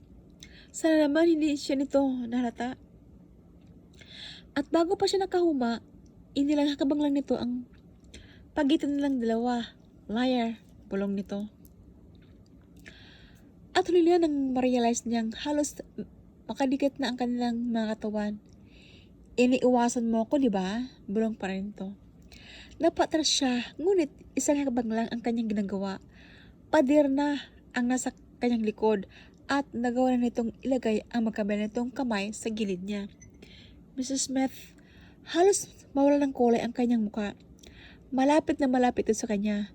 Nanunuot sa kanyang ilong ang panlalaki nitong pabango. At kahit hindi niya aminin, she likes that smell of him. Nakakawala ng huwisyo. Matangkad ito at malaki ang katawan. Kaya sa height niyang 5'3" at slim na pangangatawan, kayang-kaya siya nitong ikulong doon sa pamamagitan ng mga braso nito nang walang kahirap-hirap. Mabuti na nga lang at naroon sa conference ang mga kasama niya dahil pag nagkataon hindi niya alam kung paano ipapaliwanag sa mga ito ang eksena niya. Nagpumilit siya makawala, ngunit hindi mo lang ito natinag. Please, Mr. Smith, let me go. Alam mo bang hinarap kita? He whispered, and thanks God, because I finally found you. You're talking in riddles, Mr. Smith. Nagkunwari siyang walang alam sa mga sinabi nito. As much as I am concerned, ngayon lang tayo nagkita. Kaya bakit mo sinabi sa akin ang mga yan? Tinaasan niya ito ng kilay. Mr. Smith, I think you mistook me for someone else. Nakita niya, parang nagulong ito sa tatag ng mga sinabi niya. Ginamit niya ang pagkakataong yon para itulak ito. Nakawala naman siya at agad niyang nilagyan ng distansya ang pagitan nila. I'm sorry, Mr. Smith, but I need to go. Sabi niya at daldaling tinalaporan ito.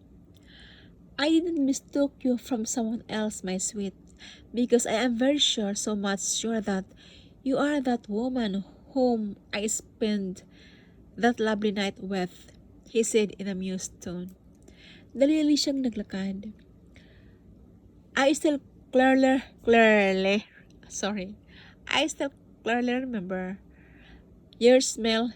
Parehong-pareho pa rin. Walang pinagbago. Patuloy nito. Napapikit siya, gustong-gusto niyang halikan ito at umbagin ng suntok ang bibig nito para tumahimik. Mabuti na lang talaga, walang tao sa koridor na yun.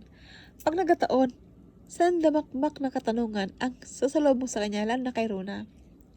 I still clearly remember everything. At kung nakalimutan mo na ang gabing yun, I promised to make you remember every single detail of it. You can't run away from me. No, my sweet never. She heard him say in his deep, curious voice before she finally closed the door behind them.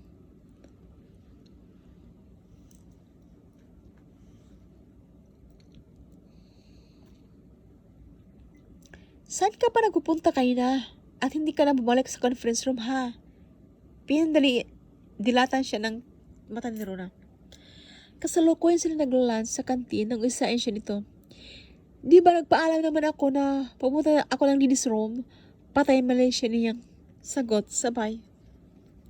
Subo ng pagkain. Ladies room? Taas nitong kilay na tanong. Nang halos 1 oras?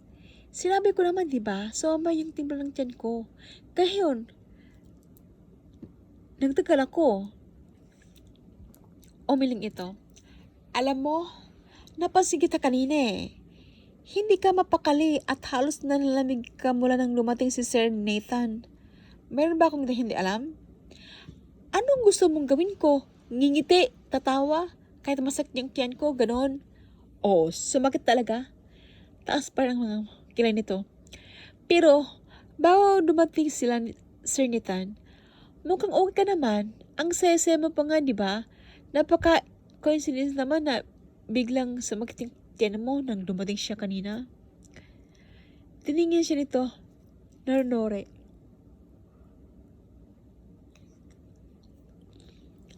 Hindi lang yon.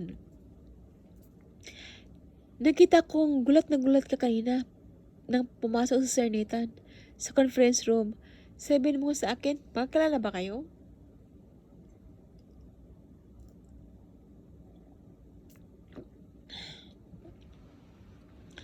Umiling-iling siya. Alam mo, gutom lang yan. Kahit ito. Nagtinidor lang siya ng isang slice ng kalabasa mula sa ulam nilang pinakbit, saka sinob ito. Kumain ka na lang ng kalabasa para lumiwanag ang mata mo. Kung saan, kung ano na kasi manakita mo eh.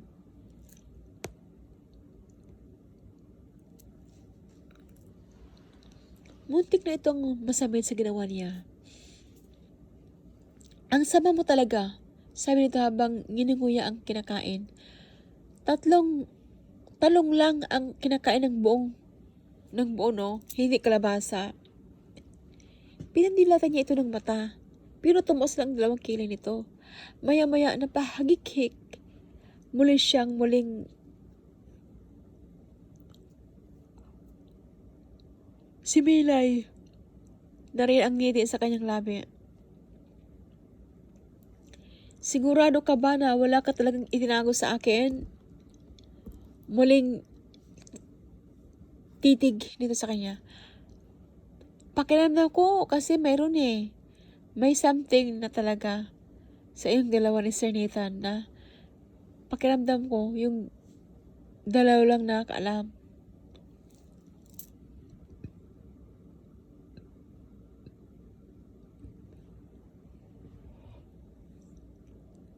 Wala, difficile niyang sagot.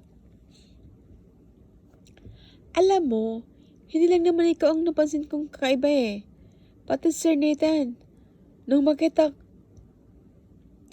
kumakakitig sa'yo parang kayo lang dalawa sa mundo. Ang lagkit at nung umalis ka, alam mo bang napansin kong parang hindi siya mapakali. Panila ang sulip niya sa pintong nilabasan mo na para bang hinintik niya ang pagbabalik mo. At nang hindi ako babalik, sinundan niya ako. Kung alam mo lang, hay naku, iwan ko sa'yo. Sabi niya, saka dalay-daling uminom ng tubig at tumayo. Na kumahog naman itong uminom, saka sumunod sa kanya. Hoy, sandali, bakit ba affected ka masyado? Natawang sabi nito. Ang alam ko, guilty lang ang ganyan.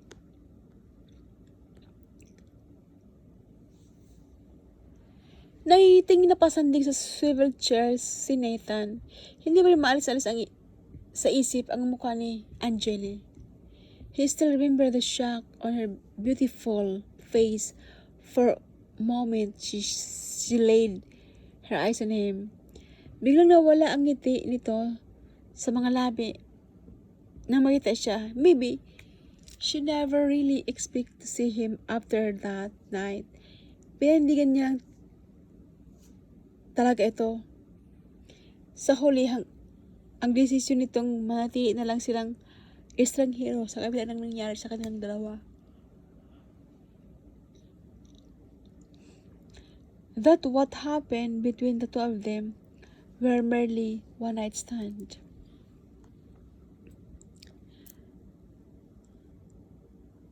Pinilit niyang makilala ito, alamin kahit man lang ang pangalan nito. Hindi niya gusto na hanggang doon lang matapos ang kanyang pagtatagpo. Masyadong matindi ang reaksyon na naramdaman niya para hayaan na lamang itong mawala sa kanya. Please tell me your name, he whispered, looking straightly into her eyes, his right hand gently caressing her cheeks, then into her hair. Ang isa naman ay kamay ay inuuna sa ulo. He just put a little distance between them for him to freely look at her. She said, she lay there, fully bathed. Nakatagrid naman ang posisyon niya para dito at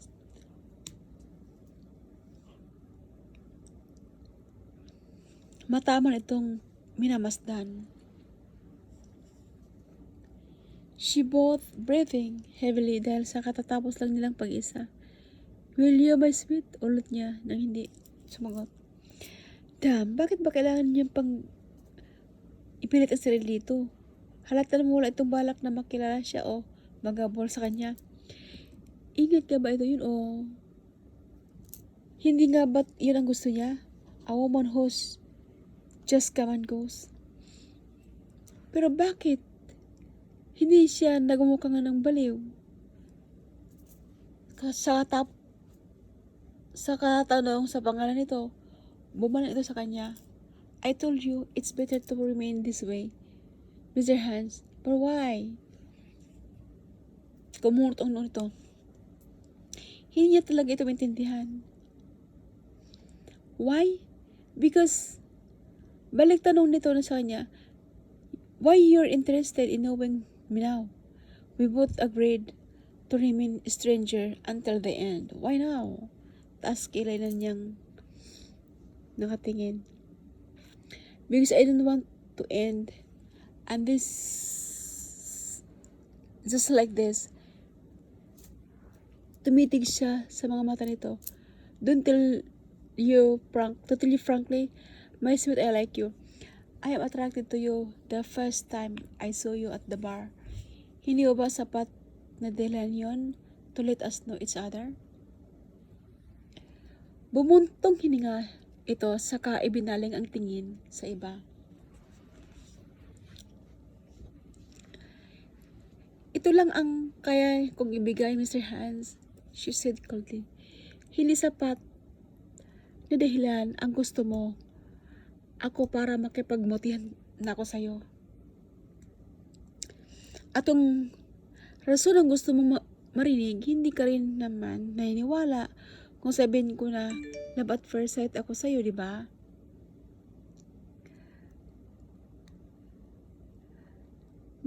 Mas lalo na, she chuckled. Hindi nga ako makapaniwala sa sinabi mong gusto mo ako. Yung love at first sight pa kaya? Ours is not a whirlwind romance. Mr. Hans, bumaling ito ulit sa kanya. I think you were just saying that because you're still not seated with me. And beside, if you tell me you did fall for me, wala rin magbabago. As you can see, I don't believe in love and mostly the words itself. Dahil para sa akin, parang yan mga nobela at palabas. Matigas itong sabi. But I really do like you. Maybe you are as of now. Dahil nandito pa ako. Pero bukas kapag wala na ako and maybe makita kang iba, I'm sure you will realize that what you feel for me was just a simple lust. At sinabi siya ko sa'yo, you do realize that you will thank me. Then, dahil hindi ko inayaang makipagmatihan tayong dalawa. Hindi mangyari yon, he said in a hard tone. Why try me then? Harmonia. Bumuntong hininga ito at tila nirita sa pangulit niya. Buo ang desisyon ko, so please stop acting like this. Sabi nito tsaka nagtangkang bumangon. He started to panic. Alis na ba ito? Mabilis niya itong nawakan sa braso at hindi na palapit sa kanyang katawan. Sa kanya ito niyakap ng mas higpit. Okay, I won't talk about it again, so please don't go, he whispered. Sumuko na siya. Sumuko na siya makipag-argumento. Pero natakot siyang tuloy itong magalit at mag-walk out sa oras ng gabing yon. He really didn't like the idea of leaving him. Fuck, I can't believe that he's begging her to stay. Paano nangyari na ang isang Nathaniel Smith ay nagmamakaawag gayong sa isang babae na huwag umalis? Kahit paulit-ulit niya itong sinabi na manatili lang silang nakastrangyo sa isa't isa, bakit hindi niya matanggap? Hindi nga ba iyon ang gusto niya sa mga babaeng dumaan sa buhay niya? So just come and goes. If he is willing to this woman,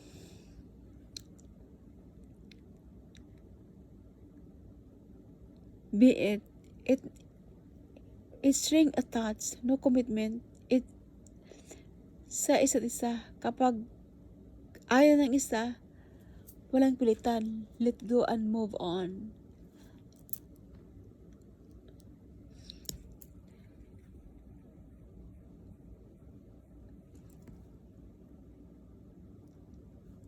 Sana yun.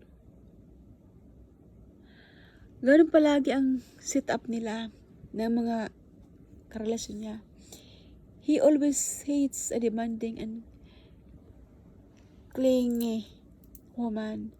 Hindi nga ba't iyon ang dahilan kung bakit humiwalay siya kay Melissa?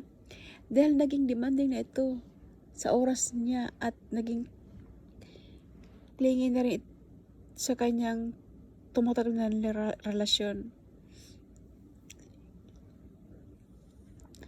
At ayaw niya sa babaeng ganun.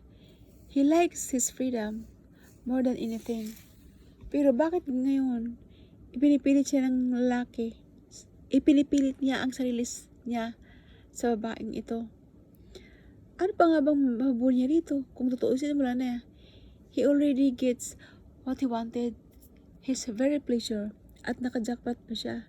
He was the first man to ever make love to her. But why does he suddenly get scared of letting for good now? You're so different, my sweet. Maya-mayabang nito. Alam mo ba yon? Maso niya itong hinalikan sa noo. Ngumiti ito, tila pumalik sa loomod. Different from him? From whom? Tanong nito. For all over those women. Swarming around you like bees. Tumitig ito sa kanya. Nakataas ang dalawang kilay. Well, Mr. Hans, I'm telling you, I'm not just any woman. I know, he said softly as his hands slowly moving into her body. Karising-tising na pangot ito.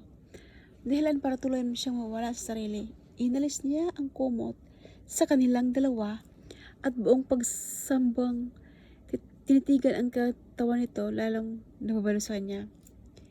Namumungay ang mga mata nito nang inabot sa kanyang batok at bago pa siya tuluyang mawala sa katinuan ay buong puso niya inangkit ang malabi nito. Oh, Mr. Hans, I heard her moan as if please take me again. I want you to.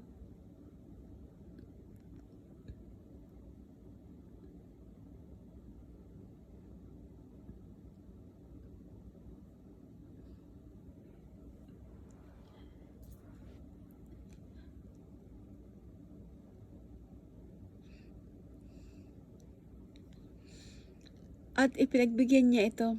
He guided his member on her wedding core and in one full thrust, he finally went inside her. Ang plano niyang sundan ito sa tinuluyan nito kinabukasan ay hindi nangyari. She was gone when he wake up that morning at gaya ng plano nito, iiwan nga siya nito leaving only some strands of her hair on the pillow and the stain of blood on the bedsheets. Napamura siya sa kanyang sarili. Sa sobrang pagod niya, napahimbing ang kanyang tulog. Hindi man lang niya namalayan na umalis ang babae sa kanyang tabi. But after that morning, he made a promise to herself. Hanapin niya ito at hindi siya titigil hanggat hindi niya nakikita. Nag-guard siya ng mga private detective. Ngunit dahil wala siyang impormasyong tungkol sa babae, maliban sa skits na pinagawa niya, base sa nakatatak na mukha nito sa isip niya, ay naging mahirap para mahanap ito. Until that day when he saw her at the presentation, well, not in the actual, but just a footage, a video that was played the board of directors. Hinihingi ang opinion niya. Nang pumunta siya sa Amerika, ay hinayaan niya ang pagpili ng design sa mga board.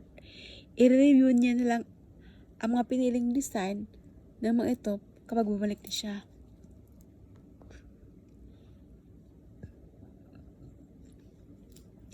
And she was shocked of what he saw in the video.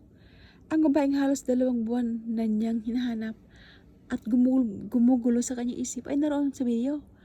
Maaliwalas ang magandang mukha at nakangiting nagre-represent ng design ito sa buong board. Finally, after the long wait, fate bring us back together, my sweet. He smiled widely.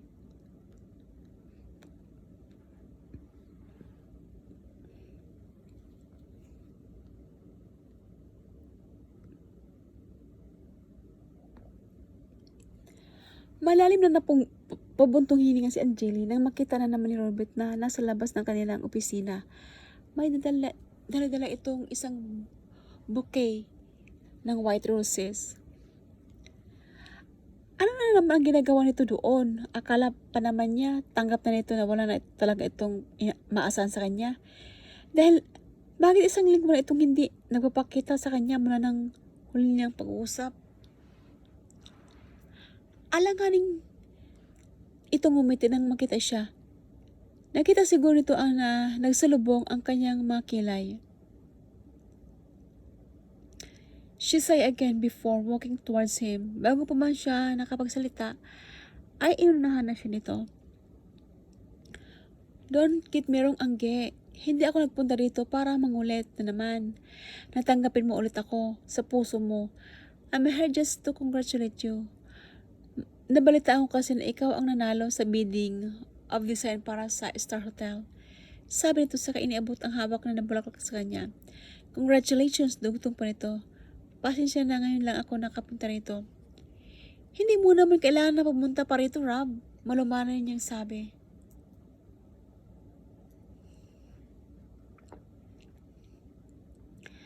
Nakita niyang umaliwalas ang mukha nito nang tanggapin niya ang inabot nito. Hindi na siya nagtataka kung paano nito nalaman ang pagkapanalo niya. She already knew first thing in the morning that Robert was chosen by Argos Engineering, firm where he is currently working, to be in charge of the project. Yes, he is a certified engineer. To be exact, one of the best engineer of their company. At iyon ang isa sa mga nagustuhan niya sa lalaki noon. May stable na career at magaling sa pinili nitong profesyon. Iniisip niya noon na magiging secure siya at ang magiging mga anak nila in the future, sakali ito ang mga pangasawa niya. Nakakatawa mang isipin, pero ilang ulit din niyang inimagine ang kanyang sarili bilang asawa at ina ng mga anak nito. Yung mayroon silang masayang pamilya, pero noong hindi niya pa natuklasan ang panluloko nito sa kanya. Sa ngayon, kahit anong kapan niya sa sariling damdamin, wala na talaga siyang maramdaman kahit ano pa man para rito.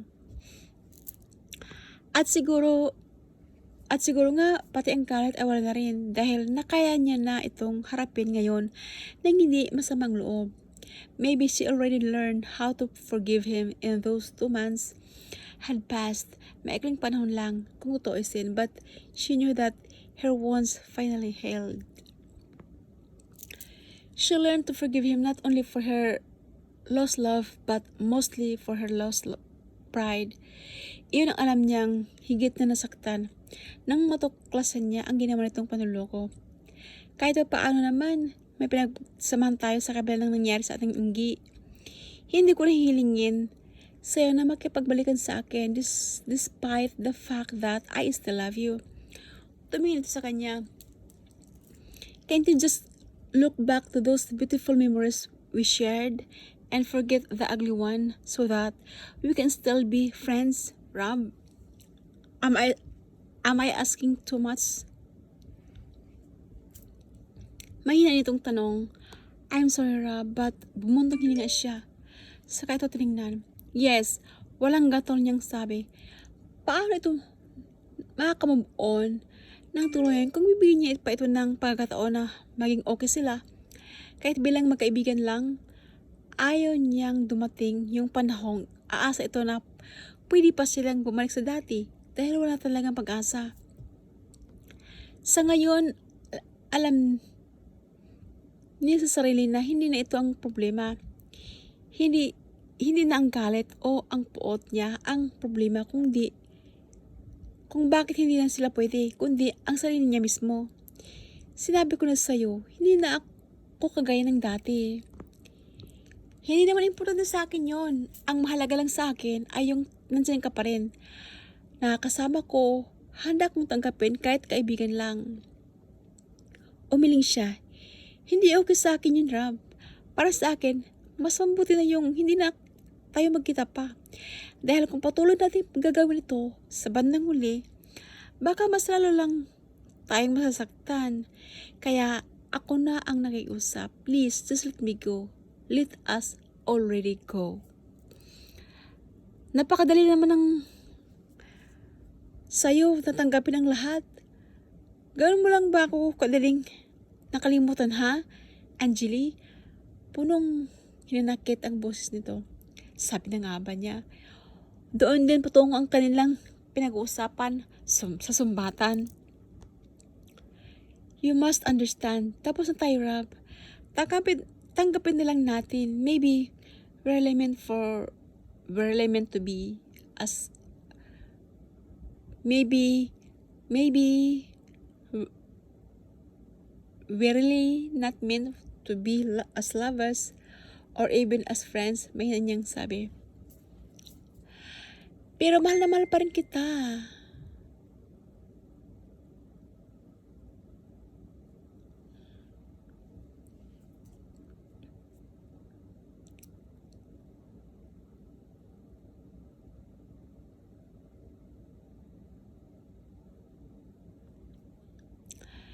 Pero mahal na mahal pa rin kita. Still man in love with you. Kaya nga, kahit kaibigan lang, gusto ko manatili ka sa tabi ko.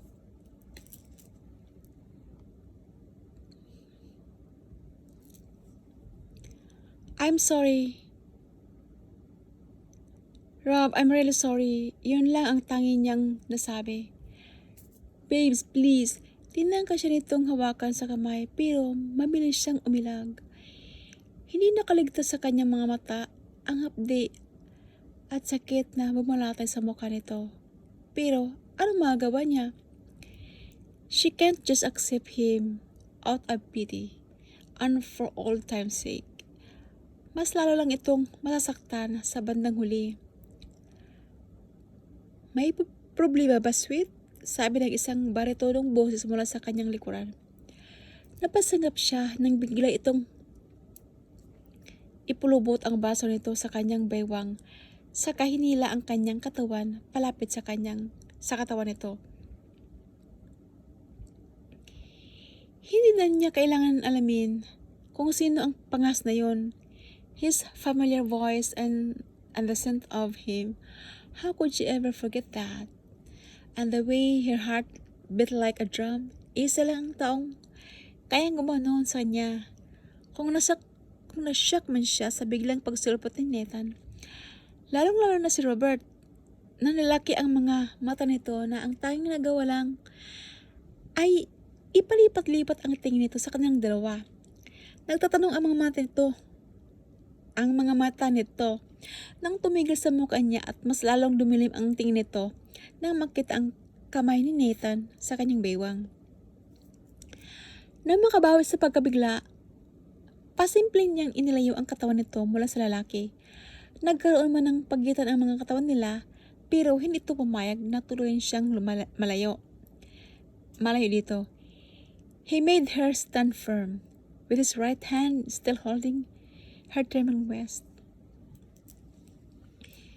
"You must be Robert Sanchez, said Nathan, ang unang bumasag sa tensyon ng pagitan nila. "Nathaniel Smith Parry," he said, in a baritone sa kanila ang kamay sa kaharap.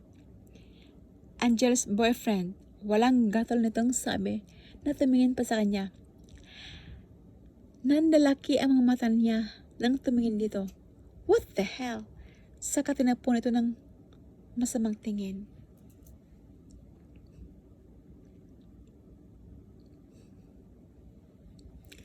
Nagtaas lang ito ng dalawang kilay at pilyo ang mga ngiting sumilay sa mga labi nito nang tumingin sa kanya. Nang ibalik niya ang tingin kay Robert, nakita niya kunot na kunot ang noon nito at tila naguguluhan na nakatingin sa kanya. Disbelief were obviously in his face. Kung dahil ba sa sinabi ni Nathan na boyfriend niya ito o nang nagpakilala ito bilang Nathaniel Smith, na siguradong alam niyang kailan nito na siya ang may-ari ng Star Hotel. Umiling-iling ito. Ang tanging nitong sinasabi. Hindi nito bilansin ang nakalahad na kamay ni Nathan. Nasa kanya ang buo nitong atensyon. Rob, don't believe him. Iyon sana ang nais nitong sabihin, pero nanatili na lang iyon sa dulo ng dila niya nang magsalit si Nathan. Mr. Smith, putol nito. At binawi na rin ang nakalahad na palad ng hindi iyon tinanggap ni Robert.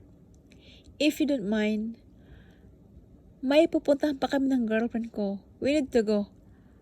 Will you please excuse us?" Bumalik ito sa kanya at ngumiti. "Let's go, my sweet." Yaya nito. He intertwined their finger before leading her off to his waiting black Lamborghini sa di kalayuan. Kanina pa ba ito doon? Wala sa sariling napasunod siya dito. Gulong-gulong isip niya sa bilis ng pangyayari. Ang biglang pagsulpot nito doon at ariin siyang girlfriend sa harap ni Robert ang lalong nagpawindang sa kanyang utak. Nang lumingon siya, nakita niya si Robert na nakatigal at hindi pa rin makapaniwala ang tingin nitong nakasunod sa kanila. Itutuloy po muna natin. See you po sa part 9. Bye for now. Thank you guys for listening.